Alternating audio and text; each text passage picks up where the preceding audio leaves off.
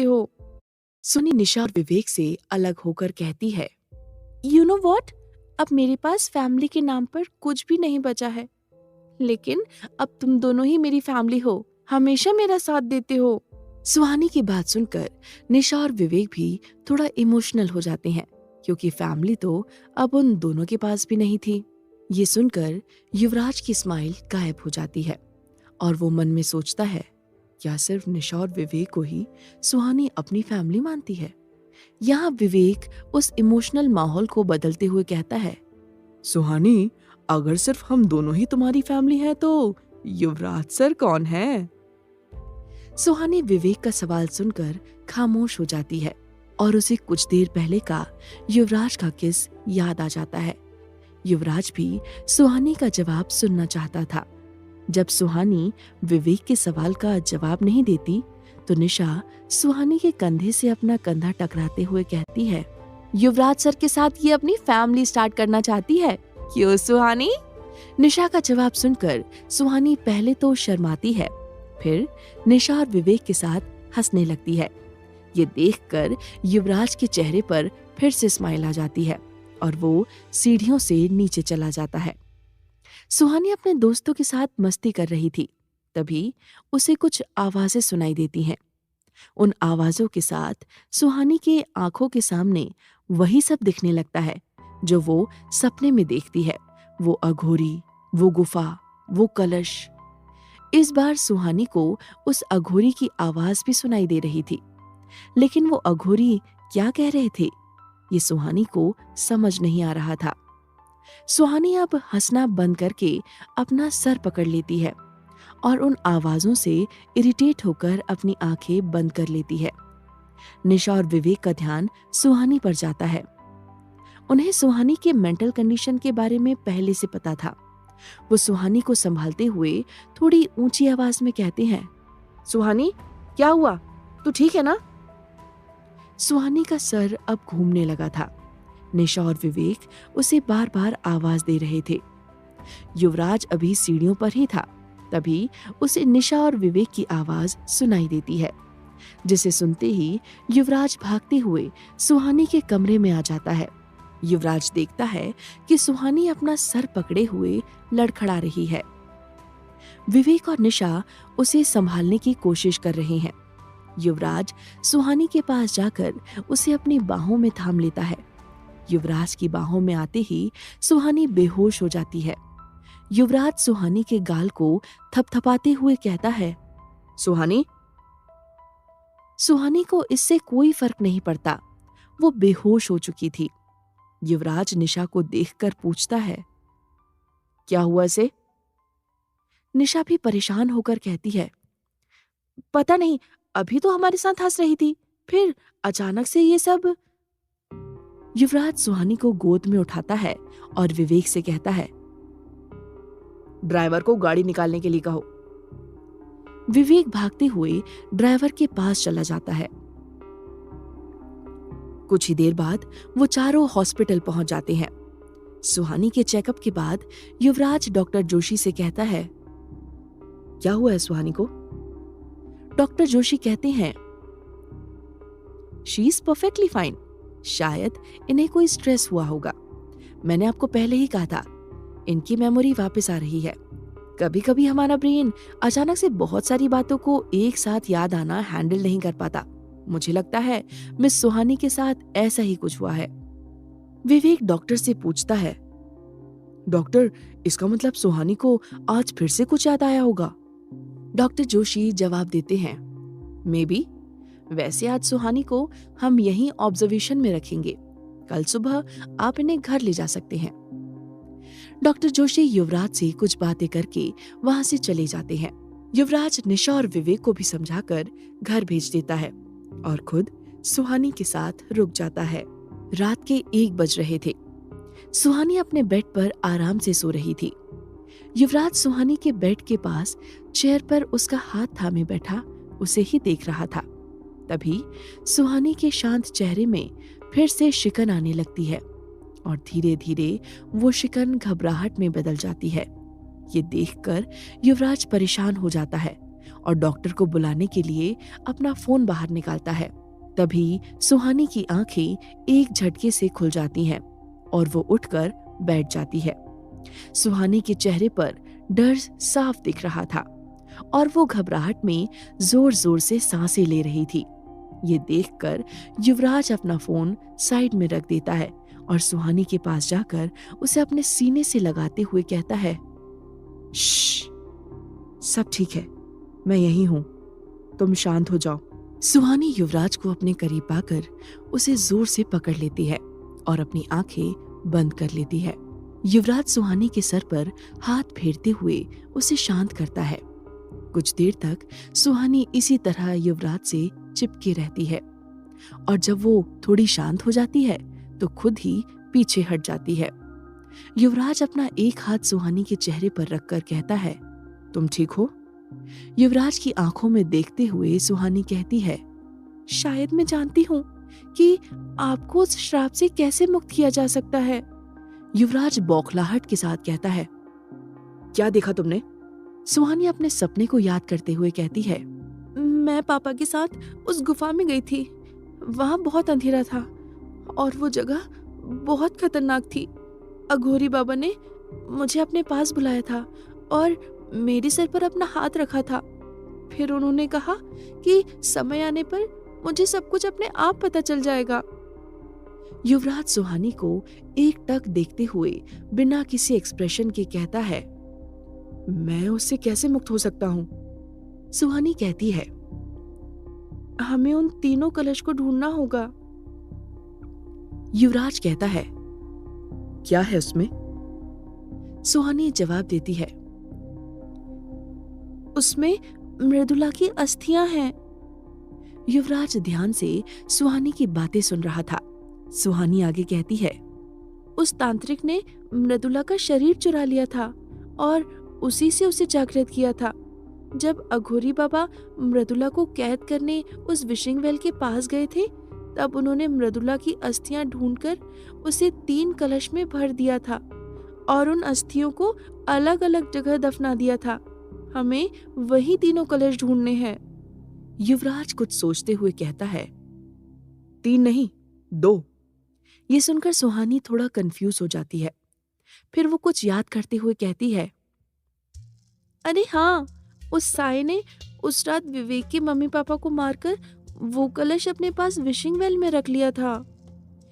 युवराज सुहानी की आंखों में देखते हुए कहता है, उस कलश को ढूंढकर हमें क्या करना है? सुहानी अपना सर पकड़कर कुछ याद करने की कोशिश करते हुए कहती है, मुझे कुछ याद नहीं आ रहा। कुछ देर पहले मैंने बहुत सारी चीजें देखी थी। वो सब बहुत भयानक था, लेकिन मैंने कुछ भी साफ साफ नहीं देखा। ये कहते हुए सुहानी परेशान होने लगती है। सुहानी को इस तरह से परेशान देखकर युवराज कहता है, सुहानी, मेरी बात ध्यान से सुनो। उस अघोरी ने कहा था ना कि वक्त आने पर तुम्हें सब पता चल जाएगा, तो उन पर भरोसा रखो और अपने दिमाग पर ज्यादा जोर मत डालो। हम कल आराम से इस बारे में बात करेंगे। युवराज के समझाने पर सुहानी शांत हो जाती है। युवराज उसकी दोनों बाहें पकड़कर उसे बेड में लेटा देता है और उसके करीब जाकर कहता है, अभी सो जाओ। सुहानी युवराज को देखते हुए हाँ में अपना सर हिला देती है। युवराज सुहानी को ब्लैंकेट उड़ाता है और रूम की लाइट बंद कर पास के सोफे पर जाकर लेट जाता है। अगली सुबह रक्षा हॉस्पिटल के अंदर आ जाती है और समायरा के पर्सनल वार्ड की तरफ जाने लगती है।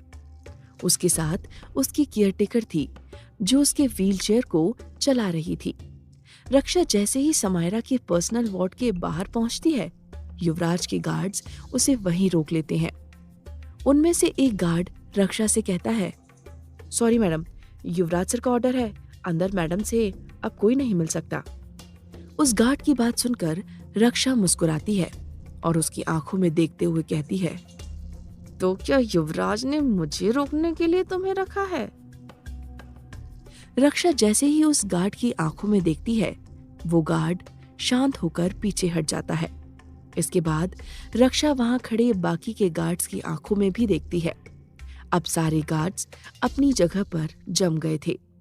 रक्षा अपनी केयर टेकर के साथ वार्ड के अंदर आ जाती है। केयर टेकर रक्षा का व्हीलचेयर समायरा के सर के पास ले जाती है। रक्षा समायरा को देखते हुए मायूसी के साथ कहती है, समायरा, मेरी बच्ची, मुझे हमेशा से पता था कि तुम मुझसे भी बड़ी जादूगरनी हो, लेकिन तुम कभी अपनी शक्तियों को पहचान ही नहीं पाई। इसी का नतीजा है कि तुम यहाँ इस हालत में पड़ी हो। रक्षा गहरी सांस लेकर आगे कहती है, वैसे ये काम मैं आज से 5 महीने बाद करने वाली थी, लेकिन अब मेरे पास और कोई रास्ता नहीं है। तुम मेरी आज तक की सबसे होनहार शिष्य थी। मुझे तुम्हारी बहुत याद आएगी। ये कहकर रक्षा समायरा के चेहरे के सामने अपना हाथ हवा में रख देती है और कुछ मंत्र पढ़ने लगती है। रक्षा के मंत्र शुरू करने के कुछ समय बाद ही समायरा की पीठ कुछ इंच ऊपर उठ जाती है, लेकिन उसका सर और पैर बेड पर ही रहता है। ऐसा लग रहा था जैसे रक्षा समायरा के शरीर से सारी ऊर्जा खींचकर अपने अंदर ले रही हो। सच तो ये था कि रक्षा इस वक्त समायरा को मारने की कोशिश कर रही थी। अर्नव हर दिन की तरह आज समायरा से मिलने आया था। वो हर सुबह ड्यूटी पर जाने से पहले और हर रात ड्यूटी से आने के बाद समायरा से मिलने आता था। पता नहीं क्यों, लेकिन वो समायरा के साथ काफी जुड़ाव महसूस करता था।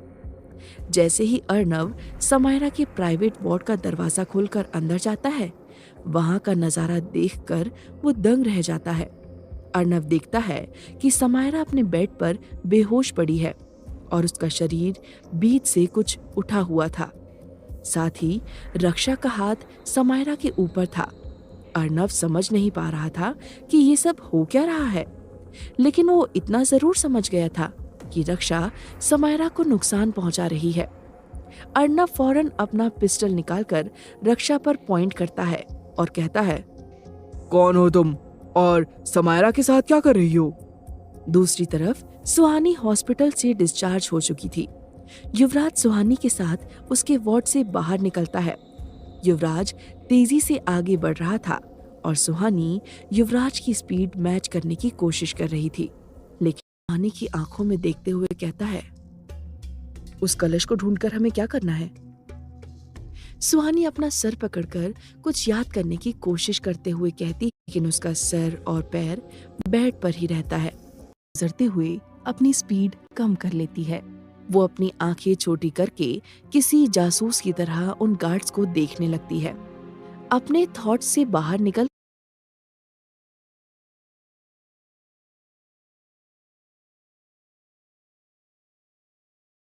सुहानी युवराज के एकदम करीब आ जाती है और उसकी नजर युवराज के चेहरे पर पड़ती है। युवराज सुहानी की आंखों में देख रहा था। उसे देखकर ये बताना मुश्किल था कि इस वक्त उसके दिमाग में क्या चल रहा है। युवराज अपना चेहरा सुहानी के करीब लाने लगता है। युवराज अपना चेहरा जैसे जैसे सुहानी के करीब ले जा रहा था, सुहानी डर से अपना चेहरा पीछे कर रही थी। युवराज सुहानी के कान के पास अपना चेहरा ले जाकर कहता है, अपनी नजरें रास्ते पर रखो, मेरे गार्ड्स पर नहीं। ये कहकर युवराज सुहानी के कमर से अपना हाथ हटा लेता है और आगे चलने लगता है।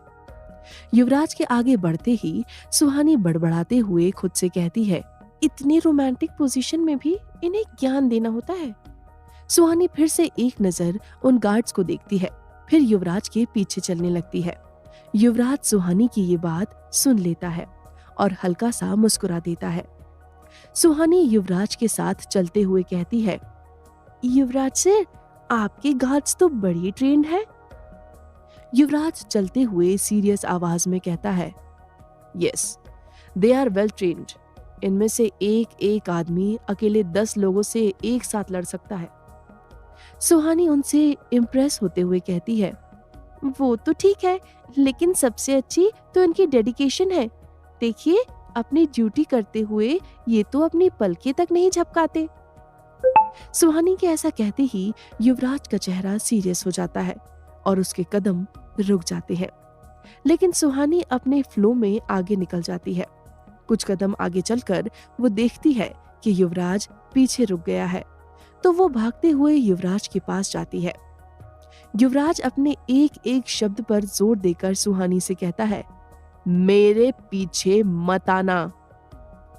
इस वक्त युवराज के चेहरे पर कोई एक्सप्रेशन नहीं था, लेकिन उसकी नजरों और उसके शब्दों से सुहानी को साफ समझ आ रहा था कि युवराज उसे धमकी दे रहा है। युवराज के कहने का मतलब था कि अगर सुहानी युवराज के पीछे आई तो ये उसके लिए अच्छा नहीं होगा।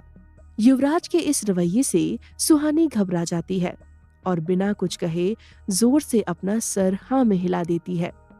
सुहानी के ऐसा करते ही युवराज अपनी उंगली सुहानी के सामने से हटा देता है और तेजी से चलते हुए समायरा के वार्ड में चला जाता है। सुहानी युवराज को जाते देखकर कहती है, सीधे सीधे नहीं बोल सकते थे कि समायरा से अकेले में मिलना है? वार्ड के अंदर जाते ही युवराज देखता है कि रक्षा समायरा के पास बैठी है और उसे मारने की कोशिश कर रही है। युवराज को इस बात का पहले से ही अंदाजा था। युवराज देखता है कि कमरे के एक कोने में अर्नव बेहोश पड़ा है। उसकी नजर रक्षा की केयरटेकर पर भी जाती है, जो वहां खड़ी ये सब देख रही थी।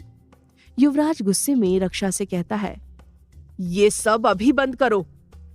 युवराज की बात सुनकर रक्षा अपना हाथ समायरा के ऊपर से हटा देती है और बड़े आराम से कहती है, उफ, यहाँ लोग डिस्टर्ब बहुत करते हैं। अभी थोड़ी देर पहले ये पुलिस वाला आया था और अब तुम आ गए। युवराज गुस्से में कहता है, मैं तुम्हें इसी वक्त जान से मार सकता हूँ। ये सुनकर रक्षा हंसने लगती है। ऐसा लग रहा था जैसे वो युवराज का मजाक उड़ा रही हो। उसके साथ ही पास खड़ी उसकी केयरटेकर के चेहरे पर भी स्माइल आ जाती है। रक्षा अपनी व्हीलचेयर से उठती है और चलकर युवराज की तरफ बढ़ने लगती है। रक्षा को अपने पैरों पर खड़े देखकर युवराज को कोई हैरानी नहीं होती। शायद उसे इस बात का अंदाजा पहले से ही था। रक्षा युवराज को ताना मारते हुए कहती है, तुम मुझे जान से मार सकते हो। शायद तुम जानते नहीं हो कि जितनी तुम्हारी उम्र है उससे 2 गुने समय से मैं ये तंत्र विद्या कर रही हूँ। मुझे पहले से पता था कि तुम मुझे यहाँ रोकने जरूर आओगे, इसीलिए मैंने पहले से तुम्हारा इंतजाम कर रखा था। रक्षा की बात सुनते ही युवराज गुस्से से उसकी तरफ बढ़ता है।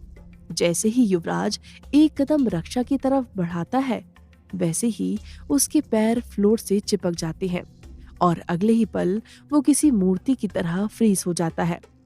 युवराज अपनी पूरी ताकत लगाकर भी वहां से हिल नहीं पा रहा था। रक्षा युवराज के करीब जाती है और उस पर भभूत फेंकते हुए कहती है, मैंने तुम्हारी शक्तियों को बांध दिया है। अब कुछ देर तक तुम कुछ नहीं कर सकते।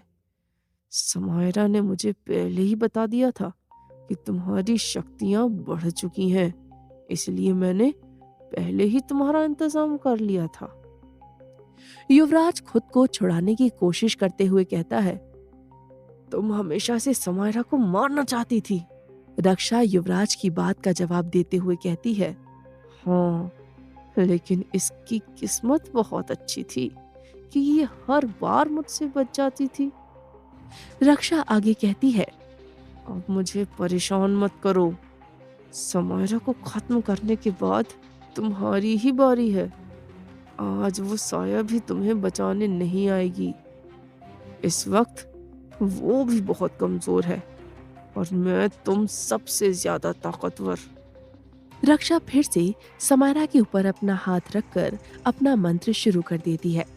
युवराज अपनी ताकत लगाते हुए खुद को छुड़ाने की कोशिश करता है, लेकिन आज उसकी शक्तियां उसका साथ नहीं दे रही थी। इधर युवराज के अंदर जाने के बाद सुहानी वहां खड़े खड़े बोर हो रही थी। उसकी नजर फिर से उन गार्ड्स की तरफ जाती है। वो सुहानी को बड़े दिलचस्प लग रहे थे। सुहानी उनमें से एक गार्ड की तरफ देखती है। ऐसा लग रहा था जैसे उस गार्ड की नजर सुहानी पर है, लेकिन सच तो ये था कि वो गार्ड अपने होश में ही नहीं था। सुहानी उसे देखकर एक स्माइल करती है लेकिन वो गार्ड इस पर कुछ भी रिएक्ट नहीं करता। वो बस बिना किसी एक्सप्रेशन के वहां खड़ा रहता है।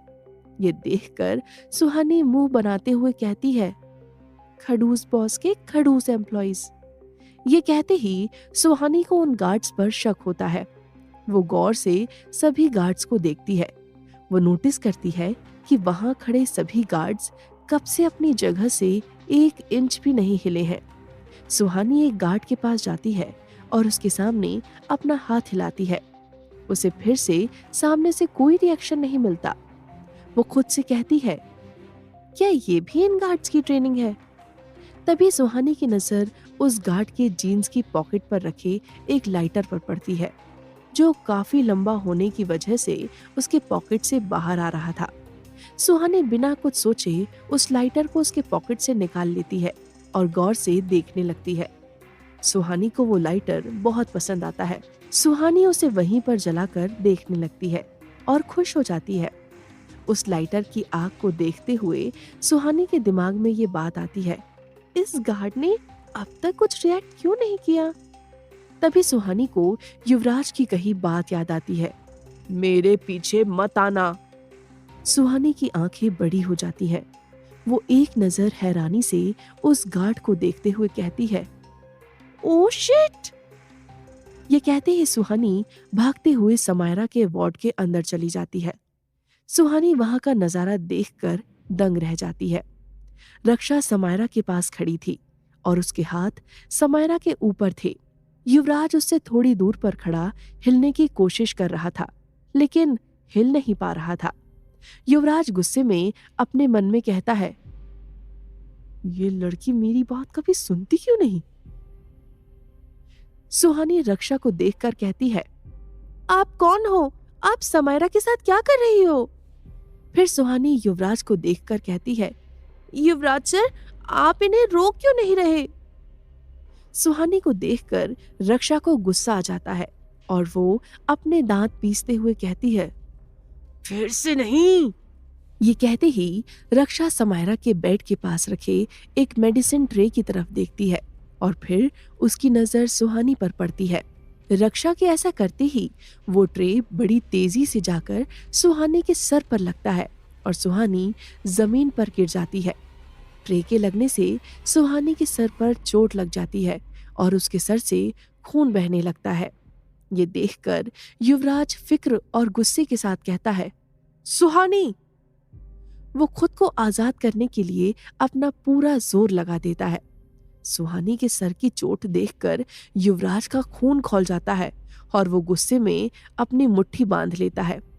इसके बाद कमरे का सारा सामान हवा में आ जाता है और सुहानी पर बरसने लगता है। सुहानी उन हमलों से बचने की कोशिश करती है। अंत में रक्षा अपनी शक्ति से एक वास हवा में उठाती है और वो वास सुहानी की तरफ तेजी से बढ़ता है। सुहानी पहले ही रक्षा के इतने वार से घायल हो चुकी थी। उस वास को अपनी तरफ आते देख सुहानी नीचे झुककर अपने हाथों से अपना सर ढक लेती है। वो वास जैसे ही सुहानी के बिल्कुल करीब आता है, वो हवा में रुक जाता है। जैसे ही वो वास सुहानी के पास आकर रुकता है, रक्षा की नजर तुरंत युवराज पर चली जाती है। युवराज उस वास को ही देख रहा था। रक्षा हैरानी से मन में कहती है, ये नहीं हो सकता। वो वास सुहानी को लगे बिना ही जमीन पर गिरकर टूट जाता है। उसके गिरते ही युवराज तेजी से रक्षा की तरफ बढ़ता है और उसका गला पकड़कर उसे दीवार से सटा देता है। युवराज के ऐसा करने पर रक्षा और उसकी केयरटेकर दंग रह जाते हैं। सुहानी भी अपनी आंखें खोलकर सामने देखती है। उसकी नजर सीधे युवराज पर जाती है और वो युवराज को इस तरह से गुस्से में रक्षा का गला पकड़ते हुए देखकर डर जाती है। युवराज की पकड़ में रक्षा का दम घुट रहा था और वो सांस नहीं ले पा रही थी। वो अपनी सांसें संभालते हुए युवराज से कहती है, ये तुमने कैसे किया? चाहे तुम में कितनी भी शक्ति क्यों ना हो, तुम मेरा तंत्र नहीं तोड़ सकते। युवराज गुस्से में अपने दांत पीसते हुए कहता है, मैं क्या क्या कर सकता हूं, ये तुम सोच भी नहीं सकती।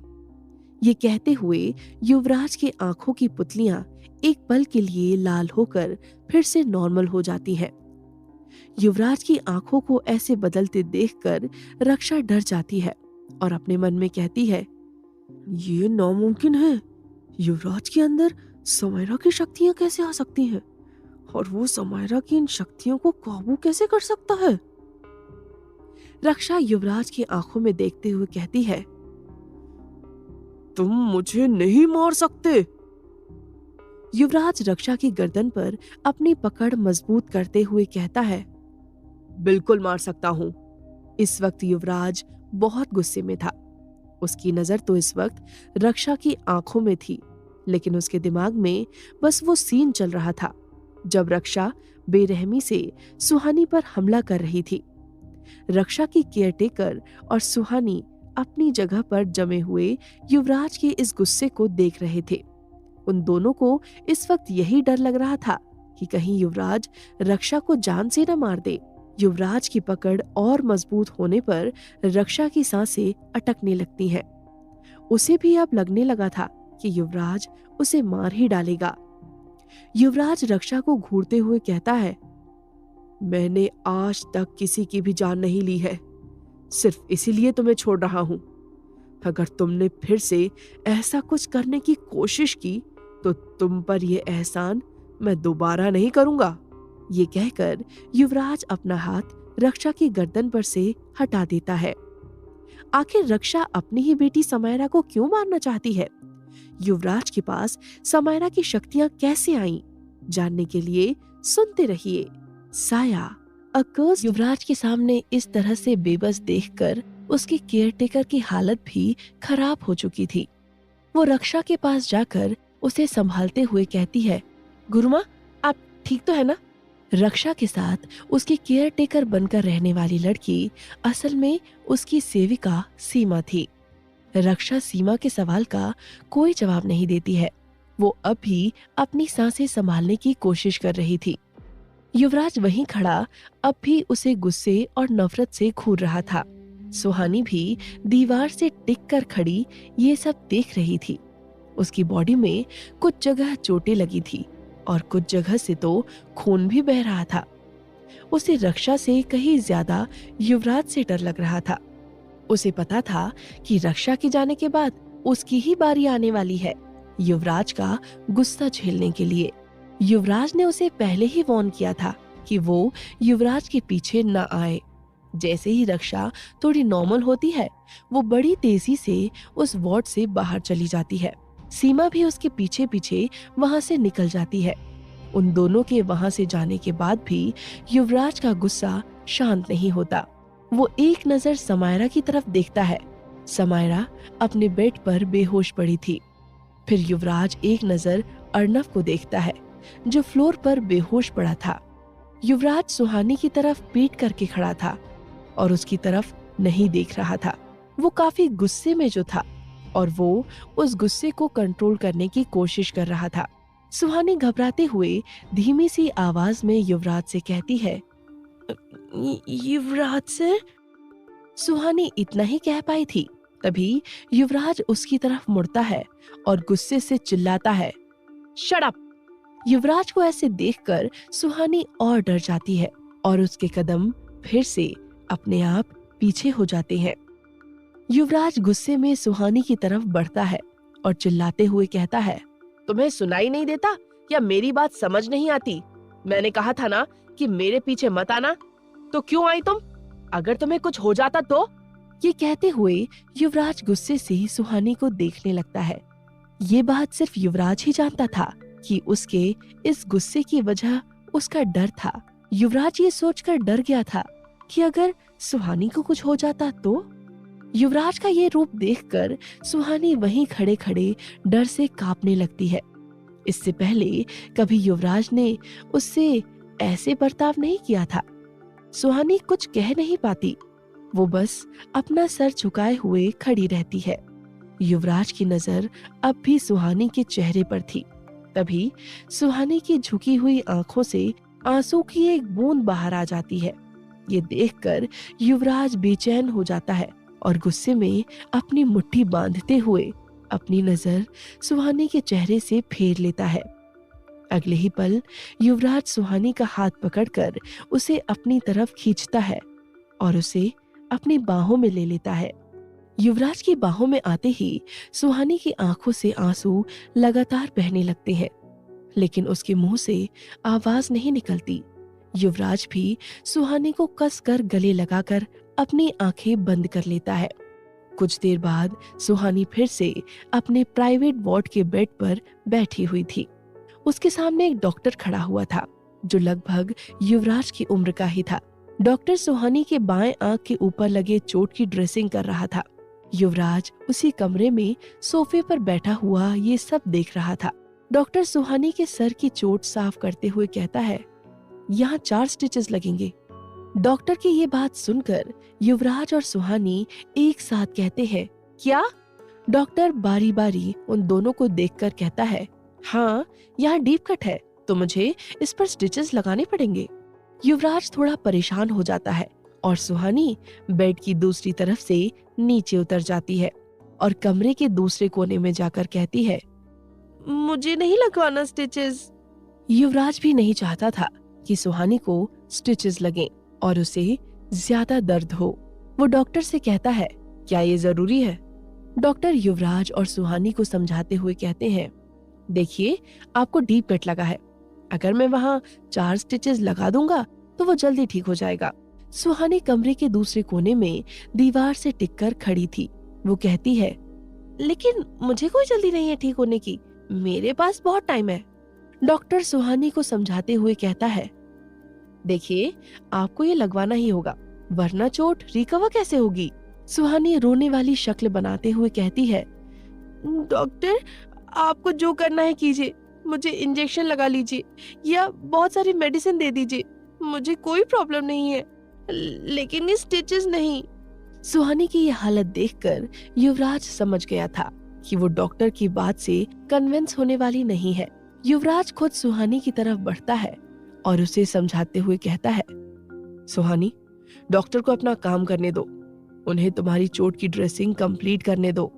सुहानी घबराते हुए युवराज से कहती है, युवराज सर, ये मेरे सर पर स्टिचेस लगाने की बात कर रहे हैं, आपको पता है स्टिचेस क्या होता है? सुहानी रोते हुए कहती है, ये सुई धागे से मेरे सर को सिलने वाले हैं, मुझे नहीं करवाना ये सब। डॉक्टर सुहानी की बातें सुनकर हैरान और परेशान दोनों था। युवराज धीरे से सुहानी के पास जाता है और उसके कंधे पर हाथ रखते हुए उससे कहता है, सुहानी, तुम्हें कुछ भी नहीं होगा, ये करना जरूरी है, बस थोड़ा सा दर्द होगा। युवराज सुहानी का हाथ पकड़कर उसे वापस से उसके बेड पर बैठा देता है और डॉक्टर से कहता है, डॉक्टर, आप कंप्लीट कीजिए। युवराज सुहानी का हाथ पकड़कर उसके सामने बेड पर ही बैठ जाता है और डॉक्टर सुहानी के सर पर स्टिचेस लगाने लगता है। जैसे ही सुहानी को पहला स्टिच लगता है, दर्द से उसकी आंखें बंद हो जाती हैं और उसकी आंखों में आंसू आ जाते हैं। सुहानी युवराज का हाथ और कसकर पकड़ लेती है। इधर सुहानी से ज्यादा युवराज नर्वस हो रहा था। उसने अपनी नजरें सुहानी के चेहरे से हटा ली थी। वो सुहानी को इस तकलीफ में नहीं देख पा रहा था। कुछ ही देर में स्टिचेस लग जाते हैं और सुहानी अपनी आंखें खोलती है। युवराज अपनी पॉकेट से एक रुमाल निकालकर उसके चेहरे से आंसू पोंछने लगता है। स्टिचेस लगाने के बाद डॉक्टर उस पर दवा लगाने लगता है। युवराज ने अभी भी सुहानी का हाथ पकड़ रखा था और उसके चेहरे की तरफ देख रहा था। जब सुहानी अपनी नजरें उठाकर युवराज की तरफ देखती है तो युवराज अपनी नजरें फेर लेता है, जैसे उसने सुहानी को देखा ही ना हो। सुहानी युवराज की उसके लिए फिक्र को देखते हुए सोचने लगती है, मुझे लगता है कि युवराज सर को डिसएसोसिएटिव आइडेंटिटी डिसऑर्डर हो गया है, जो भूल भुलैया फिल्म में विद्या बालन को हुआ था। इनके अंदर 2 पर्सनालिटी है, कभी सीता जाग जाती है तो कभी गीता, कभी गले लगा लेते हैं तो कभी किस करते हैं और कभी बुरी तरह से डांट देते हैं। वैसे गलती इनकी भी नहीं है, मैं भी तो कभी इनकी बात नहीं मानती। इनके पीछे पहले से ही इतनी सारी भूत, आत्मा और चुड़ैलें पड़ी हैं। ऊपर से मैं भी इनको इतना टॉर्चर कर देती हूँ। आज मैंने गलती तो की है, मुझे युवराज सर को सॉरी बोलना चाहिए। इधर युवराज अपनी नजर सुहानी से हटाकर सोचने लगता है। मुझे सुहानी को इतनी बुरी तरह से नहीं डांटना चाहिए था।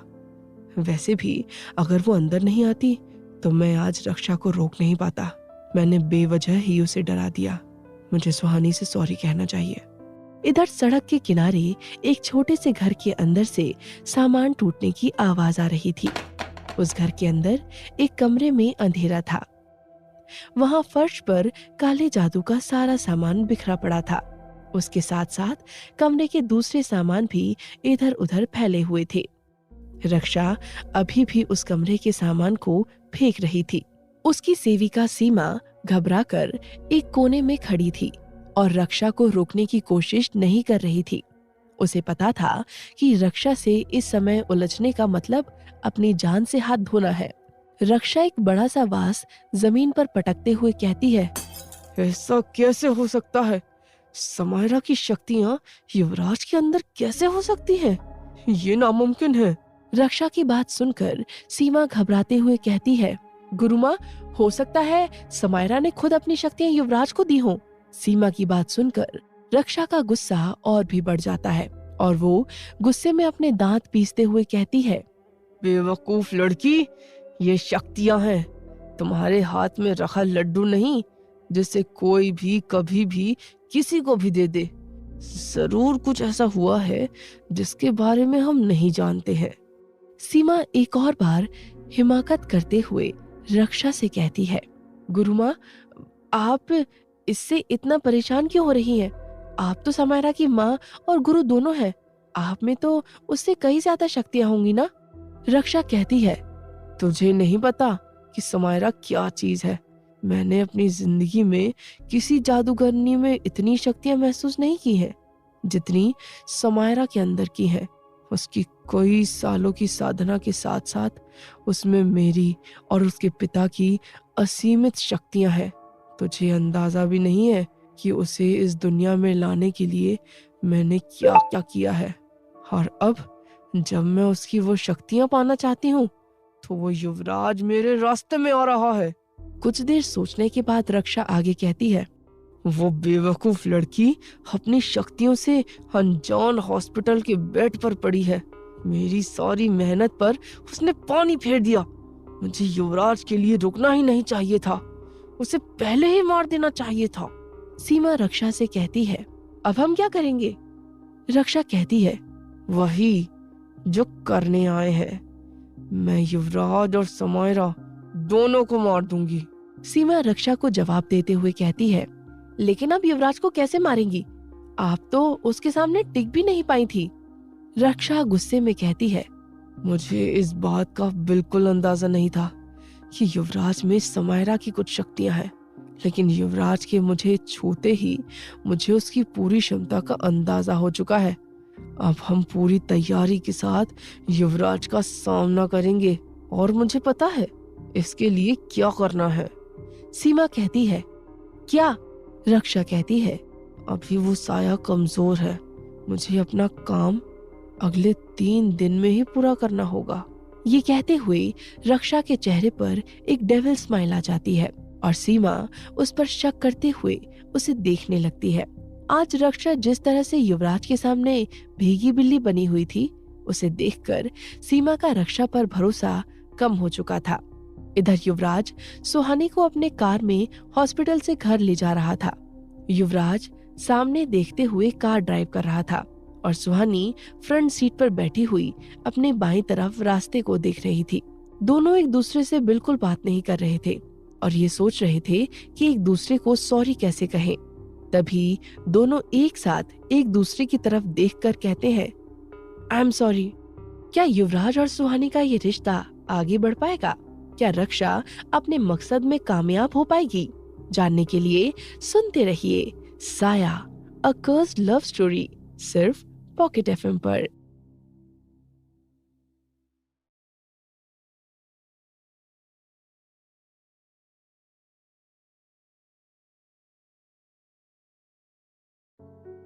युवराज और सुहानी एक साथ एक दूसरे की तरफ देखकर कहते हैं, आई एम सॉरी।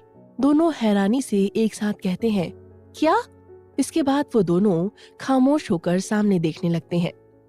युवराज थोड़ा अनकंफर्टेबल होते हुए कहता है, वो मुझे तुम्हें इतना ज्यादा नहीं डांटना चाहिए था, तो सॉरी। युवराज की बात सुनकर सुहानी के चेहरे पर स्माइल आ जाती है और वो बिल्कुल नॉर्मल होकर कहती है, नहीं युवराज सर, आपकी गलती नहीं है, मुझे ही आपकी बात सुननी चाहिए थी। I am sorry. युवराज सुहानी के सॉरी पर कुछ रिएक्ट नहीं करता, बस मन ही मन मुस्कुराने लगता है। उसे खुशी थी कि सुहानी उससे नाराज नहीं है। कुछ सोचने के बाद सुहानी युवराज से कहती है, युवराज सर, ये समायरा की स्टोरी क्या है?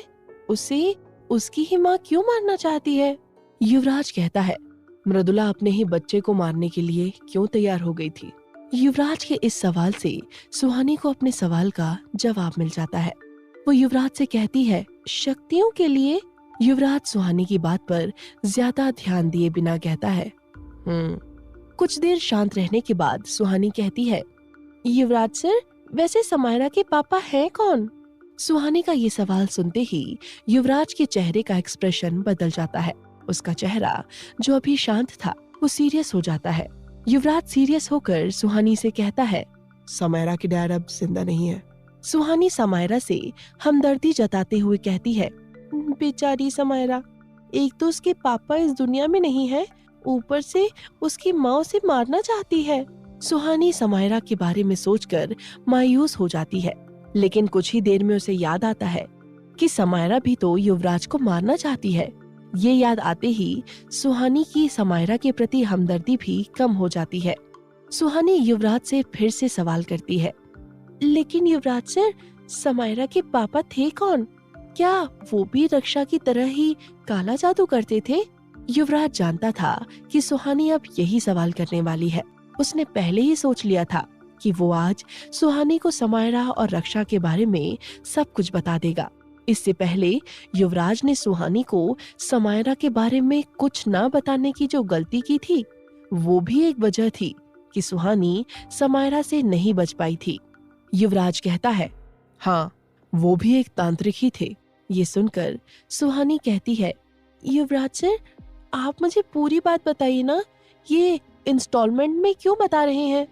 युवराज सामने देखकर ड्राइव करते हुए कहता है, रक्षा एक अनाथ लड़की थी और ऑर्फनेज में दूसरे अनाथ बच्चों के साथ रहती थी। जब वो कुछ बड़ी हुई तो ऑर्फनेज की एक बच्ची का मर्डर करके वहां से भाग गई। युवराज की बात सुनकर सुहानी शॉक्ड रह जाती है और युवराज से कहती है, युवराज सर, आपको ये बात कैसे पता? युवराज कहता है, मैंने रक्षा के बारे में इन्वेस्टिगेशन करवाया था। युवराज को किसी के सवाल के जवाब देने की आदत नहीं थी। वो केवल सुहानी ही थी जो युवराज से इतने सवाल कर सकती थी और युवराज पेशेंस के साथ उसके सारे सवालों का जवाब देता था। सुहानी उत्सुकता से कहती है, फिर आगे क्या हुआ? युवराज आगे कहता है, ये जो हिमालय की पहाड़ियां हैं, वो बहुत स्पिरिचुअल जगह है। यहाँ कई अघोरी, साधु, तांत्रिक सभी अपनी साधना करते हैं और उनका मानना है कि यहाँ की जाने वाली किसी भी तरह की साधनाएं जल्दी सिद्ध होती हैं। रक्षा भी शक्तियों की खोज में हिमालय की पहाड़ियों की तरफ चली गई। वहां वो एक ऐसे ही बड़े सिद्ध तांत्रिक से मिली जो उम्र में उससे बहुत बड़े थे। रक्षा ने उनसे तंत्र विद्या सीखना शुरू कर दिया और इस तरह से वो एक नॉर्मल लड़की से खतरनाक जादूगरनी बन गई। सुहानी युवराज की बातों को बड़े गौर से सुन रही थी। वो युवराज से पूछती है, फिर समायरा कैसे हुई? युवराज कहता है, समायरा उस तांत्रिक और रक्षा की बेटी है। युवराज का जवाब सुनकर सुहानी हैरानी से कहती है, तो क्या रक्षा ने उस तांत्रिक से शादी कर ली? युवराज बिना किसी एक्सप्रेशन के सामने देखते हुए कहता है, उन्होंने शादी नहीं की थी। सुहानी समझ जाती है कि युवराज क्या कहना चाहता है। वो आगे कुछ नहीं कहती। युवराज आगे कहता है, मृदुला की तरह रक्षा भी शक्तियों के लालच में सब कुछ भूल चुकी थी। उसे पता चल गया था कि उसके गुरु के पास कितनी शक्तियां हैं। उसका बस चलता तो वो अपने गुरु को ही मारकर उनसे वो सारी शक्तियां ले लेती, लेकिन ये पॉसिबल नहीं था। इसलिए उसने उस तांत्रिक के साथ समायरा को जन्म दिया। रक्षा जानती थी कि उस तांत्रिक का और उसका बच्चा पहले से कई शक्तियों के साथ पैदा होगा। और ऐसा ही हुआ। युवराज आगे कहता है, सच तो ये है कि रक्षा ने समायरा को जन्म सिर्फ इसीलिए दिया था कि वक्त आने पर वो उसे मार सके। शक्तियों की भूख ने रक्षा को पागल बना दिया है। अब वो किसी भी हद तक जा सकती है। युवराज की बात खत्म होने पर सुहानी कहती है, लेकिन समायरा ने जब मुझे किडनैप किया था तो उसने मुझे कहा था कि रक्षा को आपकी शक्तियां समायरा के लिए चाहिए थी। युवराज कहता है, नहीं, रक्षा को मेरी शक्तियां अपने लिए चाहिए। उस रात जब रक्षा मेरी शक्तियां मुझसे लेने आई थी, अगर वो उसमें कामयाब हो जाती तो उसी रात रक्षा समायरा को भी मार देती। लेकिन उस साय ने रक्षा पर अटैक करके उसे घायल कर दिया और अनजाने में ही समायरा की जान बचा ली। सुहानी कहती है, लेकिन ये सब समायरा नहीं जानती ना? युवराज जवाब देता है, नहीं। सुहानी युवराज की फिक्र करते हुए उससे कहती है, लेकिन वो आपको मारना चाहती है और आप ही उसे बचा रहे हैं। युवराज सुहानी की बात का जवाब देते हुए कहता है, समायरा मुझे मेरी शक्तियां पाने के लिए नहीं मारना चाहती, बल्कि अपनी माँ का बदला लेने के लिए, और उससे भी बढ़कर उस साय को खत्म करने के लिए मारना चाहती है। मैंने कभी उसकी आंखों में शक्तियों का लालच नहीं देखा जो उसकी माँ की आंखों में देखा है, इसलिए मैं उसे बचाना चाहता हूँ। सुहानी युवराज का जवाब सुनकर उससे और भी इम्प्रेस हो जाती है। वो युवराज को बड़े प्यार से देखते हुए सोचती है, युवराज सर कितने अच्छे इंसान हैं। समायरा उन्हें मारना चाहती है, फिर भी उन्होंने समायरा को बचाने के लिए अपनी जान तक खतरे में डाल दी। वो मुझे, निशा और विवेक को भी प्रोटेक्ट कर रहे हैं। हमारा हमेशा ध्यान रखते हैं, लेकिन कभी जताते नहीं। अब ऐसे इंसान से किसे प्यार नहीं होगा। युवराज इस वक्त ड्राइव करते हुए सामने देख रहा था, लेकिन उसे एहसास था कि सुहानी की नजर उस पर ही है। सुहानी का उसे इस तरह से देखना बेचैन कर रहा था। युवराज अपनी फीलिंग्स दबाते हुए थोड़ी सख्त आवाज में कहता है, तुम मुझे ऐसे क्यों घूर रही हो? युवराज की बात सुनकर सुहानी के चेहरे की स्माइल गायब हो जाती है और वो कुछ सोचते हुए कहती है, युवराज सर, मेरे पास आपके लिए एक प्रपोजल है। युवराज कार ड्राइव करते हुए अजीब सी नजरों से सुहानी को देखने लगता है। सुहानी युवराज से कहती है, नहीं नहीं, आप जो समझ रहे हैं वो नहीं, मेरे पास आपके लिए एक बिजनेस प्रपोजल है। युवराज कहता है, बिजनेस प्रपोजल? सुहानी युवराज से कहती है, हाँ, मैं पापा की कंपनी फिर से स्टार्ट करना चाहती हूँ। सुहानी का जवाब सुनकर युवराज चौंक जाता है और कहता है, तुम मिस्टर सक्सेना का बिजनेस फिर से करना चाहती हो? सुहानी कहती है, हाँ, और इसके लिए मुझे आपकी हेल्प चाहिए। युवराज कहता है, तो तुम चाहती हो कि मैं खुद अपने लिए बिजनेस कंपेटिटर खड़ा करूं? सुहानी युवराज को समझाते हुए कहती है, कंपेटिटर्स नहीं, हम बिजनेस पार्टनर्स बन सकते हैं। सुहानी की ये बात सुनकर युवराज को हंसी आ जाती है और वो हल्की हंसी के साथ सुहानी से कहता है, तुम चाहती हो कि मैं तुम्हारी डैड की कंपनी को फिर से खड़ा करूं? सुहानी ना में अपना सर हिलाते हुए कहती है, नहीं, मैं बस आपकी हेल्प चाहती हूँ, क्योंकि मैं ये अकेली नहीं कर सकती और आप तो इतने बड़े बिजनेसमैन हैं ना, तो आप मुझे बस गाइड कर देना। युवराज अपना अगला सवाल करता है, और तुम इन्वेस्टर्स कहाँ से लाओगी? सुहानी कंफ्यूज होकर कहती है, इन्वेस्टर्स? युवराज सुहानी को समझाते हुए कहता है, सुहानी, तुम्हारे पास मिस्टर सक्सेना की प्रॉपर्टी के नाम पर करोड़ों की जमीन, बिल्डिंग्स, बंद फैक्ट्रीज और पुराने बिगड़े मशीन हैं, जिनसे तुम्हें बहुत सारे पैसे तो मिल जाएंगे, लेकिन इससे फिर से कंपनी शुरू करना बहुत मुश्किल है। सुहानी बड़ी मासूमियत से युवराज से पूछती है, मुश्किल कैसे है? युवराज जवाब देता है, मुश्किल इसीलिए है क्योंकि मिस्टर सक्सेना अपनी कंपनी 12 साल पहले रन करते थे। पिछले कुछ सालों में टेक्नोलॉजी बहुत एडवांस हो चुकी है। तुम्हारी फैक्ट्री और उसके सारे मशीन एक तो कई सालों से बंद पड़े हैं और आउटडेटेड हो चुके हैं। तुम्हारा लगभग सारा स्टाफ दीवान इंडस्ट्रीज में आ चुका है। उस कंपनी को फिर से स्टार्ट करना बहुत रिस्की है और इसमें लॉस के फुल चांसेस हैं। सुहानी को युवराज की सारी बातें समझ आ जाती हैं और वो उदास होकर कहती है, तो क्या कोई रास्ता नहीं है? युवराज कहता है, रास्ता है, लेकिन हाईली रिस्की। ये सुनकर सुहानी उदास हो जाती है। सुहानी बाकी के रास्ते में युवराज से एक शब्द भी नहीं कहती और कार के बाहर जंगल को देखने लगती है। युवराज बीच बीच में तिरछी नजर से सुहानी को देख रहा था। आज उसकी खामोशी युवराज को परेशान कर रही थी। कुछ देर बाद युवराज का घर आ जाता है और युवराज घर के बाहर अपनी कार रोकते हुए सुहानी से कहता है, सुहानी, तुम अंदर जाओ और बाहर मत निकलना, बाहर खतरा है। सुहानी युवराज की तरफ देखती है और हाँ में अपना सर हिलाकर कार से बाहर जाने के लिए उसका दरवाजा खोलती है। सुहानी को कार से बाहर जाते देख युवराज उससे कहता है, वैसे मैंने तुम्हारा बिजनेस प्रपोजल एक्सेप्ट कर लिया है। सुहानी युवराज की तरफ पलटकर कहती है, क्या?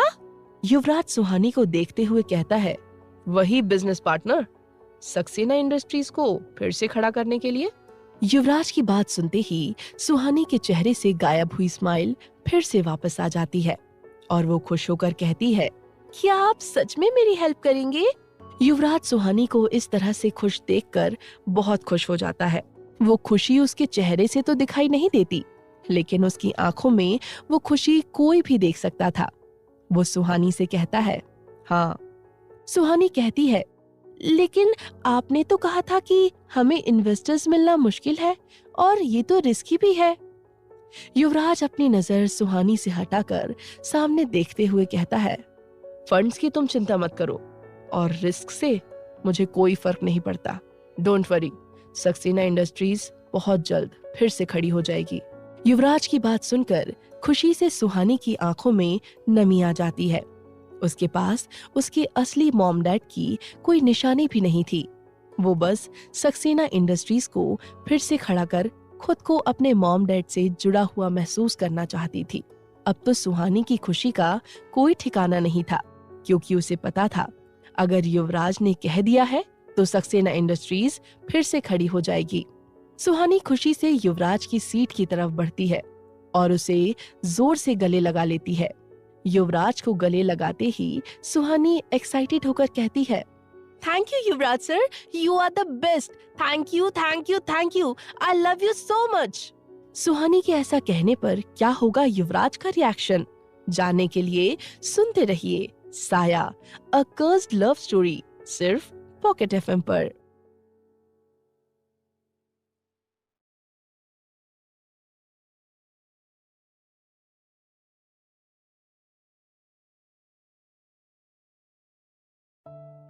युवराज सुहानी के मुंह से ये शब्द सुनकर हैरान रह जाता है। सुहानी को इस बात का एहसास नहीं था कि वो खुशी में क्या कह रही है और क्या कर रही है। उसने युवराज को जोर से पकड़ कर रखा था और युवराज के हाथ इस वक्त हवा में थे। कुछ देर तक सुहानी ने इसी तरह युवराज को हक किया हुआ था। कुछ देर बाद जब उसकी एक्साइटमेंट कम होती है तो उसे अचानक से एहसास होता है कि उसने अभी अभी क्या किया और युवराज से क्या कहा है। जब सुहानी को ये एहसास होता है तो उसके चेहरे की मुस्कुराहट फिर से गायब हो जाती है और वो धीरे धीरे करके पीछे हटते हुए अपनी सीट पर आकर बैठ जाती है। युवराज इस वक्त सुहानी को एकटक देख रहा था। वैसे तो वो अपनी फीलिंग्स अपने एक्सप्रेशनलेस चेहरे के पीछे आसानी से छुपा लेता था, लेकिन आज ये उसके लिए भी थोड़ा मुश्किल हो रहा था। सुहानी अपनी हरकत से बहुत एम्बैरेस हो जाती है और युवराज से नजरें चुराकर हकलाते हुए कहती है, यू सर, वो मैं। इससे आगे सुहानी कुछ कह नहीं पाती और कार का दरवाजा खोलकर वहां से भाग जाती है। सुहानी के वहां से जाते ही युवराज के एक्सप्रेशनलेस चेहरे पे स्माइल आ जाती है। उसे इस बात का एहसास था कि अब उसकी और सुहानी के बीच की दूरियां कम होने लगी हैं और अब वो खुद भी सुहानी को अपने करीब आने से नहीं रोकना चाहता था। उसे अब किसी भी अंजाम की कोई फिक्र नहीं थी। युवराज अब अपनी कार लेकर वापस से हॉस्पिटल के लिए निकल जाता है। इधर हॉस्पिटल में समायरा अपने बेड पर बेहोश पड़ी थी। युवराज अब वापस से हॉस्पिटल पहुंच चुका था। जैसे ही वो समायरा के प्राइवेट वार्ड के बाहर पहुंचता है, वो देखता है कि उसके गार्ड्स और अर्नव के बीच बहस चल रही थी। अर्नव गुस्से में उन गार्ड्स को धमकी दे रहा था कि अगर उन्होंने उसे अंदर नहीं जाने दिया तो उनके लिए अच्छा नहीं होगा। युवराज अपने गार्ड्स को इशारा करके कहता है कि वो अर्नव को अंदर जाने दे और खुद भी उसके पीछे जाने लगता है। गार्ड्स के रास्ते से हटते ही अर्नव तेजी से समायरा के वार्ड के अंदर जाता है और उसके पास जाकर बैठ जाता है। अर्नव समायरा के सर पर हाथ रखता है और आसपास के इक्विपमेंट्स और मशीन से समायरा की हालत जानने की कोशिश करने लगता है। युवराज अर्नव की इस बेचैनी को बड़े ध्यान से नोटिस कर रहा था। युवराज अर्नव से कहता है, ASP Singh, are you okay? Yuvraj की बात सुनकर अर्नव उठ जाता है और युवराज से पूछता है, क्या हुआ था यहाँ? वो सब क्या था जो मैंने यहाँ देखा? वो औरत कौन थी और वो समायरा के साथ क्या कर रही थी? समायरा को किसने बचाया? युवराज को अर्नव की हालत कुछ ठीक नहीं लग रही थी। वो अर्नव से कहता है, एएसपी सिंह, मुझे लगता है आपको अभी आराम करना चाहिए। अर्नव कहता है, मैं कहीं नहीं जा रहा, मैं यहीं समायरा के साथ रुकूंगा। युवराज कहता है, अब समायरा यहाँ नहीं रहेगी, हम उसे यहाँ से शिफ्ट कर रहे हैं। अर्नव बौखलाहट के साथ कहता है, समायरा कहीं नहीं जाएगी, यही मेरे साथ रहेगी। युवराज अर्नव से कहता है, एएसपी सिंह, हमें समायरा को यहाँ से शिफ्ट करना होगा, यहाँ उसकी जान को खतरा है, हम उसे किसी महफूज जगह पर ले जाएंगे। अर्नव खुद को संभालते हुए कहता है, ठीक है, अगर ऐसी बात है तो समायरा मेरे साथ मेरे घर में रहेगी। ये कहकर अर्नव समायरा के बेड के पास बैठ जाता है और उसका हाथ अपने हाथ में थामकर उसके चेहरे को देखने लगता है। युवराज समायरा के बेड से थोड़ी दूर खड़े होकर अर्नव की इस बेचैनी को देख रहा था। वो इस वक्त अर्नव के अंदर के उन इमोशंस को समझ रहा था जिससे अब तक अर्नव खुद ही अनजान था। युवराज अर्नव को इस तरह से बेचैन देखकर उससे कहता है, एएसपी सिंह, आई थिंक आपने कुछ देर पहले ही देख लिया है कि समायरा को कैसे लोगों से खतरा है और आप उनसे समायरा को प्रोटेक्ट नहीं कर पाएंगे। इसीलिए समायरा की सेफ्टी के लिए यही बेस्ट है कि वो मेरे प्रोटेक्शन में रहे। अर्नव समझ रहा था कि युवराज इस वक्त बिल्कुल सही कह रहा है, लेकिन वो अब समायरा को खुद से दूर रहने नहीं देना चाहता था। अर्नव उठकर युवराज के पास चला जाता है और उसके सामने खड़े होकर कहता है, ठीक है, अगर आपको समायरा को अपने प्रोटेक्शन में रखना है तो आप रख सकते हैं, लेकिन मेरे घर में। युवराज अर्नव की आंखों में देखते हुए कहता है, आप समायरा के लिए ये सब क्यों कर रही हैं? अर्नव युवराज की आंखों में देखते हुए ही जवाब देता है, यही सवाल तो मैं भी आपसे पूछ सकता हूँ। अर्नव की बात पर युवराज कुछ रिएक्ट नहीं करता। वो बस वहाँ शांत खड़े होकर अर्नव को ऑब्जर्व करने लगता है। अर्नव आगे कहता है, समायरा ने कई बार मेरी मदद की है और अब उसे मेरी मदद की जरूरत है, मैं बस उसका साथ देना चाहता हूँ। युवराज इस वक्त अर्नव से उलझना नहीं चाहता था और उसे ये भी पता था कि अर्नव समायरा को कोई नुकसान नहीं पहुंचाएगा। युवराज अर्नव की बात से एग्री होते हुए कहता है, ठीक है एएसपी सिंह, आप समायरा को अपने घर में रख सकते हैं, लेकिन सिर्फ एक कंडीशन पर, मेरे गार्ड्स हर वक्त आपके घर में होंगे। अर्नव युवराज की शर्त सुनते ही कहता है, फाइन। युवराज अर्नव से कहता है, ओके देन, आप अपने घर जाइए, समायरा कुछ देर में वहां पहुंच जाएगी। पता नहीं क्यों, लेकिन इस बार अर्नव को युवराज पर भरोसा था। वो आगे बिना कोई सवाल किए उस कमरे से बाहर चला जाता है। अर्नव के जाने के बाद युवराज समायरा को देखता है। शायद वो कुछ समझने की कोशिश कर रहा था। युवराज का चेहरा बिल्कुल शांत था, लेकिन कुछ ही देर बाद उसके चेहरे में गुस्से के भाव आने लगते हैं। युवराज बिना पीछे मुड़े कहता है, तुम्हें यहाँ नहीं होना चाहिए। युवराज ये बात उससे कह रहा था जो इस वक्त ठीक युवराज के पीछे खड़ी थी। पीछे से एक औरत की आवाज आती है, मुझे यहाँ बहुत पहले आ जाना चाहिए था। उस औरत के ऐसा कहते ही युवराज पीछे मुड़ जाता है। वहां पद्मिनी सिंघानिया थी। पद्मिनी को वहां देखकर युवराज को गुस्सा आ रहा था, जिसे वो कंट्रोल करने की कोशिश कर रहा था। पद्मिनी युवराज के चेहरे को देखकर समझ जाती है कि वो अभी काफी गुस्से में है। वो युवराज के थोड़ा करीब आकर कहती है, तुम्हें मुझे देखकर इतना गुस्सा क्यों आता है? युवराज पद्मिनी की आंखों में देखते हुए कहता है, तुम्हारी शक्ल ही ऐसी है। पद्मिनी नकली हंसी हंसते हुए कहती है, अच्छा, पर लोग तो कहते हैं कि मैं बहुत खूबसूरत हूँ। युवराज पद्मिनी से अपनी नजरें फेर लेता है। पद्मिनी भी अब युवराज के चेहरे से अपनी नजर हटाकर बेड पर बेहोश समायरा को देखने लगती है। समायरा को देखते ही पद्मिनी के चेहरे की वो नकली मुस्कान गायब हो जाती है और वो उसकी तरफ बढ़ने लगती है। जैसे ही पद्मिनी समायरा की तरफ एक कदम बढ़ाती है, युवराज उसके सामने आ जाता है। युवराज पद्मिनी की आंखों में देखकर अपने एक एक शब्द पर जोर देते हुए कहता है, सोचना भी मत। पद्मिनी भी अपने शब्द पर जोर देते हुए कहती है, क्यों? युवराज पद्मिनी के चेहरे से अपनी नजरें हटाते हुए कहता है, मुझे तुम्हें वजह बताने की जरूरत नहीं है। पद्मिनी गुस्से में गुर्राते हुए कहती है, लेकिन इसने तुम्हें मारने की कोशिश की है। युवराज कहता है, it's none of your business. Padmini कहती है, इट इज माई बिजनेस। तुम्हारी जान का दुश्मन मेरा दुश्मन है, याद है या भूल गए? युवराज फिर से पद्मिनी को कोई जवाब नहीं देता। युवराज को खामोश देखकर पद्मिनी फिर से समायरा की तरफ बढ़ने की कोशिश करती है। तभी युवराज फिर से उसके सामने आते हुए कहता है, मैंने कहा ना, सोचना भी मत। युवराज का हर बार इस तरह से पद्मिनी को मना करना उसका गुस्सा और भी बढ़ा रहा था। वो युवराज से कहती है, मैं आज इसे खत्म किए बिना यहाँ से नहीं जाऊंगी। युवराज कहता है, और मैं तुम्हें ये करने नहीं दूंगा। पद्मिनी युवराज से कहती है, आखिर तुम उस लड़की को क्यों बचाना चाहते हो जो होश में आते ही सबसे पहले तुम्हारी जान ले लेगी? युवराज बहुत रूडली जवाब देता है, मैंने कहा ना, मुझे तुम्हें कुछ भी बताने की जरूरत नहीं है। अगर तुम्हें इसे मारना है तो पहले मुझसे निपटना होगा और ये हम दोनों के लिए ही अच्छा नहीं होगा। आई होप तुम ये अच्छे से जानती हो। युवराज की बात सुनकर पद्मिनी समायरा की तरफ एक नजर देखती है और फिर युवराज की तरफ। इसके बाद गुस्से में उस कमरे से बाहर निकल जाती है। पद्मिनी के वहां से जाते ही युवराज के चेहरे का एक्सप्रेशन एक बार फिर से शांत हो जाता है। इधर युवराज के ड्रॉप करने के बाद सुहानी घर के अंदर आ जाती है। वो इस वक्त काफी नर्वस और एम्बैरेस्ड लग रही थी। वो खुद को कोसते हुए घर के अंदर आती है। सुहानी परेशान होकर बड़बड़ाते हुए चल रही थी। सुहानी, तू पागल है क्या?